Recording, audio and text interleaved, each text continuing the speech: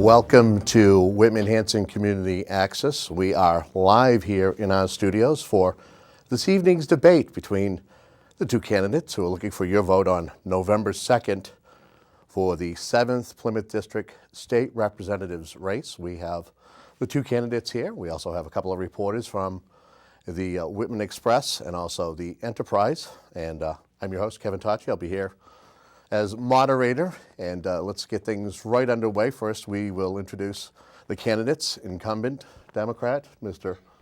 Alan McCarthy, and also the Republican challenger, Mr. Geoff Diehl. Some of the two gentlemen that we had mentioned earlier, without the sport code, it's Mr. John Zaremba, suburban editor of the Enterprise. Hello, John. Of course, from the Whitman Express, the general manager, Justin Graber. Hello, Justin. Now, some of the ground rules as far as this evening's debate agreed upon by the candidates and their campaigns. We will have a 2-minute opening and closing by each candidate. There will also be a 2-minute close by each candidate. Questions will be about 2 minutes for each candidate to answer. Then we'll have a rebuttal of about a minute. We've already done our coin toss, and starting with Mr. Alan McCarthy, he will be the gentleman who will start with his opening statement. Alan? Great. Thank you, Kevin, and thank you, John and Justin, for being here tonight to flesh through the issues in this campaign. I'm State Representative Alan McCarthy, and it's been an honor to serve the people of Abington, East Bridgewater, and Whitman for the past 4 years up at the State House. I'm a native of this district. I grew up in East Bridgewater, a graduate of East Bridgewater High School, and I live there now with my wife, Diane, who's a teacher at the East Bridgewater Central School, and with my 3 young children, Abigail, Stephanie, and Coleman. I began my career in public service when I worked as an assistant district attorney after graduating from Boston College Law School. And I worked up in Lowell, Massachusetts, where I supervised one of the 3rd busiest court in the Commonwealth, and I also prosecuted cases in the Superior Court. Following that, I worked for a number of years as a trial attorney in Boston. In 2006, I had the honor and privilege to run for this office, and for the past 4 years, it's been an honor to represent you. The past 4 years clearly have been very difficult. There's been a lot of tough decisions as we go through this economic recession, both nationally and in the Commonwealth. But I'm very proud of my record and of my fighting for the district and for the constituents. I'm also proud of the reforms that we've done up at the State House, both transportation, pension, and ethics reform. And I'm also proud of the position that we're in Massachusetts right now to move forward to get through this recession and emerge and lead the other states out of the recession. And I kindly ask for your vote in the upcoming election. Very good. We have 2 minutes now to Mr. Diehl.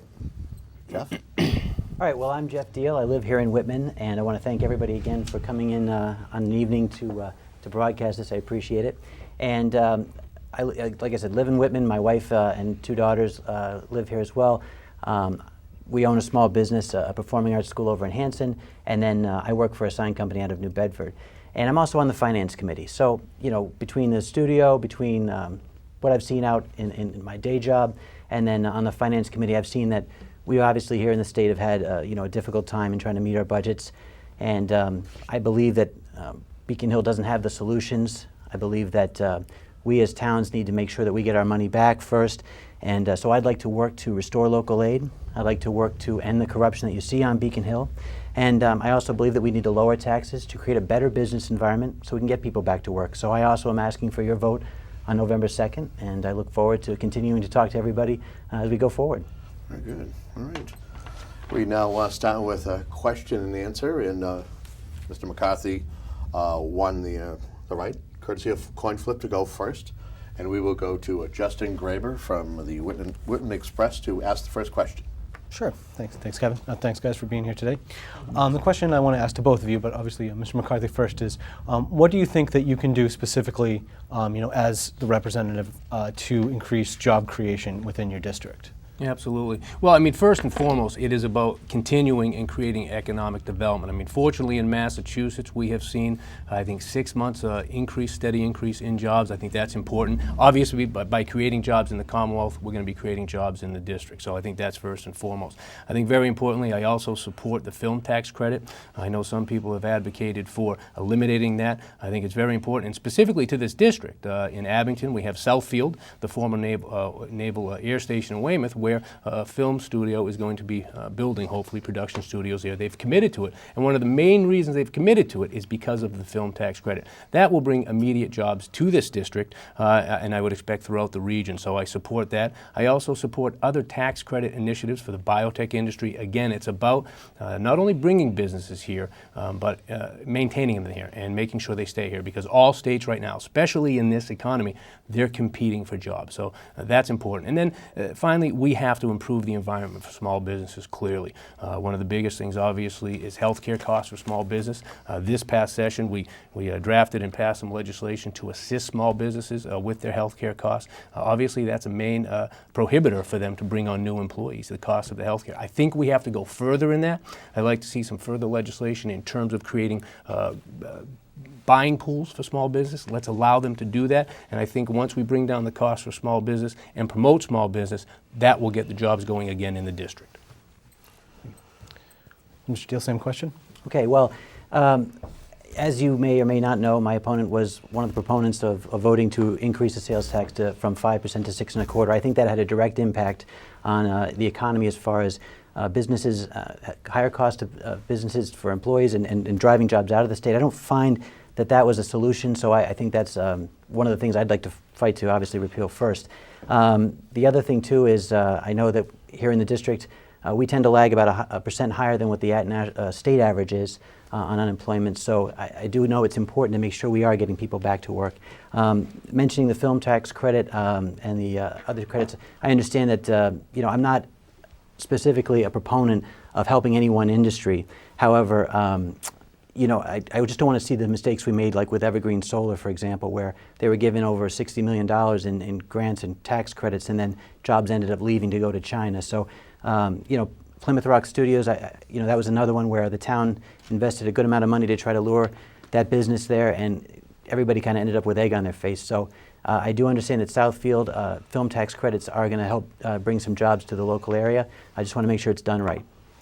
All right. Well, you have 1 minute to rebut. Sure. Your opponent, Well, I think just to be clear on that, I believe my opponent's been very clear in the past that he's actually opposed to the film tax credit. So, I think that's a very important distinction between myself and my opponent, because obviously I mentioned those two industries because I think they're important to our area. Also talking about Southfield, there's a lot of talk about trying to bring some biotech down to this region also. Again, trying to invite some industry from Cambridge, from that area, to come down to Southfield, where you'll have a self-contained community with hopefully movie production and biotech. So these are two specific credits that I believe will help our district, and my opponent has stated that he's been opposed to them. But again, we've done a lot of other initiatives to create an invitation to businesses to come down here. It's just not those two, but I think that highlights a key difference between my opponent and myself.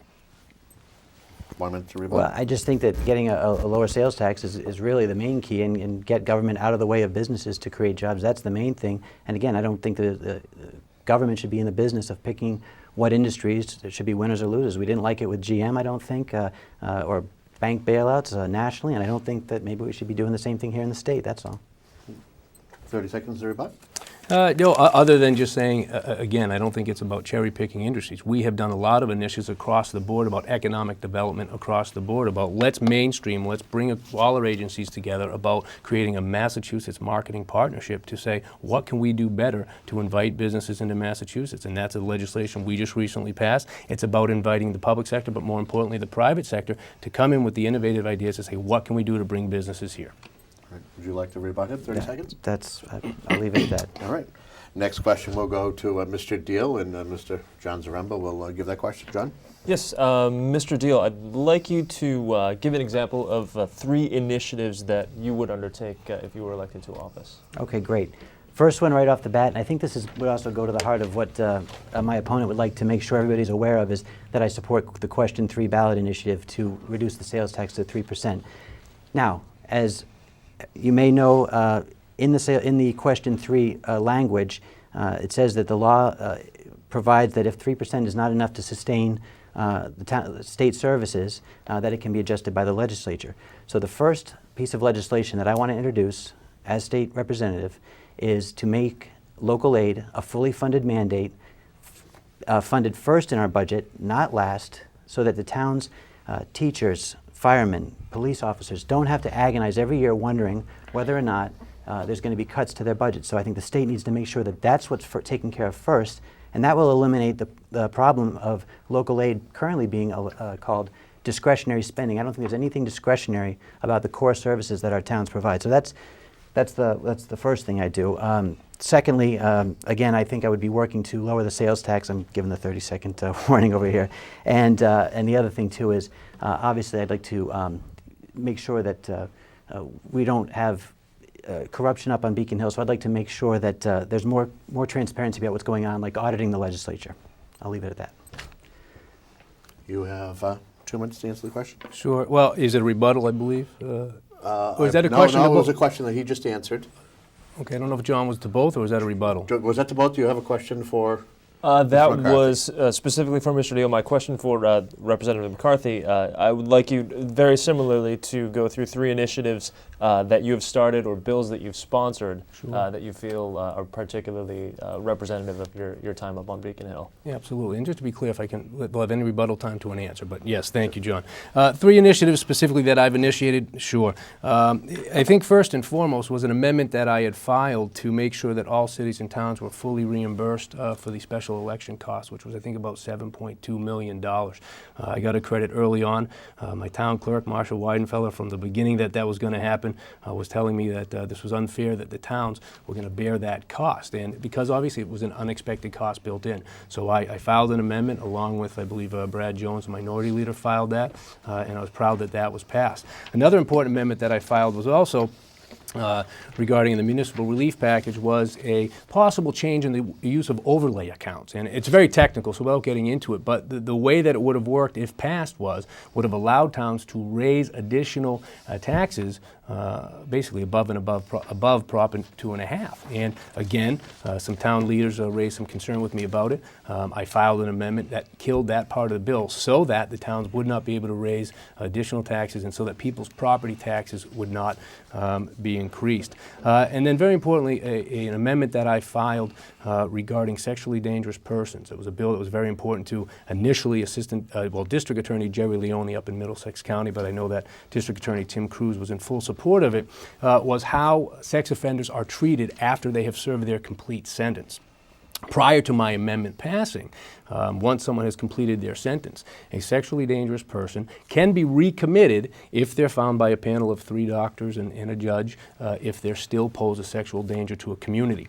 How it worked in the past, the defendant could bypass a jury and go right to a judge. And we had problems with that because a lot of judges were releasing these people. So what I did, I passed an amendment that said that the prosecutor, the district attorneys, can request a jury trial in these matters. And it's my personal opinion, I know it's the position of the DAs, that will keep more sexual offenders behind bars.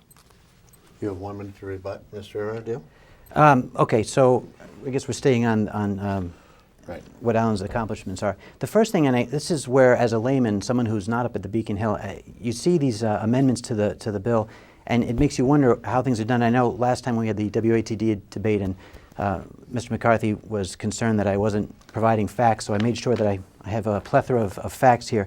I brought that text of the special amendment to reimburse towns, and what I get confused about is Representative Jones and the Republican minority put the first amendment in for the day, and then there was a series of dots, and then the amendment was filed later with just a dash in replacement, and that was your amendment. So it looks like it's virtually a copy of what they filed, and then I know since the majority in the House are Democrats, it seems that they then would pick your amendment. So it just looks like it's a copy of the amendment that was filed prior by the Republicans. That's one thing.